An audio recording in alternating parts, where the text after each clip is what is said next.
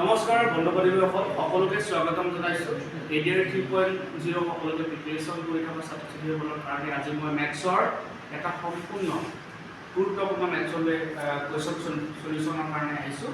আজি আমি এটা কুৱেশ্যন লৈছোঁ x - 1 by x = 0 এই দ্বিঘাত সমীকৰণটোৰ মূল দুটা কি হ'ব, আমি কেনেকৈ কৰিম, এনেকুৱা টাইপৰ এবাৰ কুৱেশ্যন আহিব।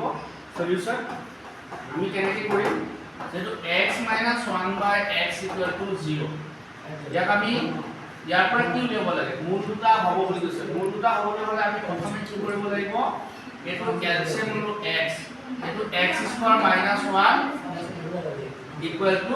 0 so ultimate x² - 1 = 0 implies x² = +1 so x = √+-1 হলে কি হ'ব +-1 গতিকে এটো হ'ব ইয়াৰ এনসাৰটো কি হ'ব, a is the right answer।